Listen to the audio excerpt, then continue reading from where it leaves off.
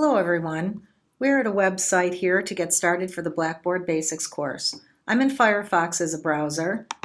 It's set up to work pretty well with Blackboard. You can use Google Chrome. Internet Explorer has a couple of quirks, so you may want to start out here with one of the other browsers. We're going to go to bbtest.ecc.edu. That is our server that we go to right now. That will change once we shift over to the main Blackboard server, but that's where you are. Use your same username and password that you use for your other ECC applications. Now we'll be on the Blackboard homepage. And basically the main difference you're going to see here is the red tabs that are running across the top. These are for things that are more institution-wide. When you get into your courses themselves, you're going to be using your left-hand menu primarily. So this is different from Angel in that sense. You see your courses are listed right down the middle. There'll be different on-demand help and orientations. There's a student orientation posted for students.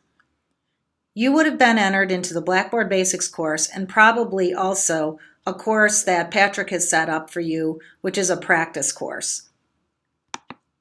We're going to go into Blackboard Basics. And I have this set to start at a particular section of the course. Also, as an instructor, I have edit mode, which is on, which allows me to make changes to the course. If I turn edit mode off, I get more of a student view of the course. So if you turn that edit mode off, you're going to see a lot of what your students will see, with the exception of the grade book and some other things. So under some customization, I have you set here to start immediate lessons, but there's different pages or sections, if you will, of your course available. You will begin with Start Here. That makes sense, right? I can make Start Here its own page. I can make Start Here as a folder. I put it as a folder to make it easier for you to get started. I have a Read First section in here for you. And also we encourage you to print out your list of activities. This gives you an actual list step by step of things you are doing in each module. I also give you a little couple of tips and hints here about navigation. This page is showing you an example of what we call items on a page. You'll be building that in your content, and that will be covered in Module 2.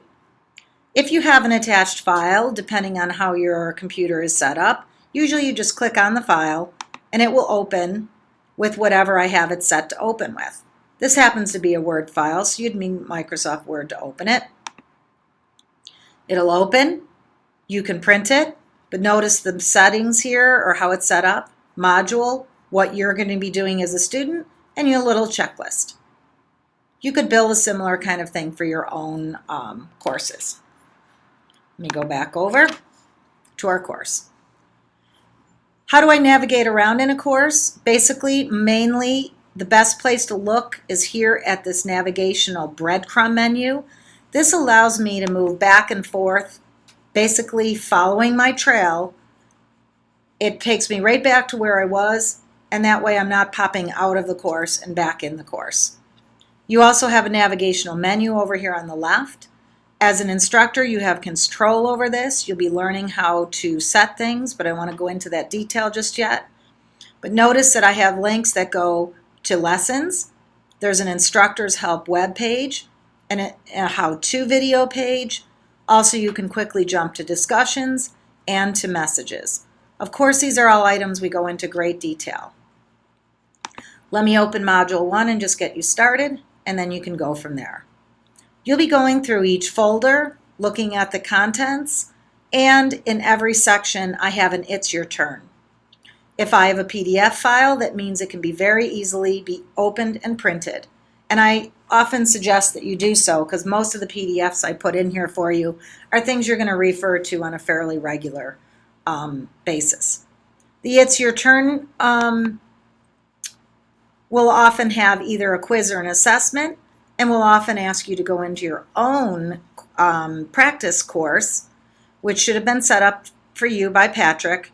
It has the Angel contents flowed into it already, and you'll be doing different things like creating your own icons or discussions or or items, or discussions, etc. Setting your own courses up.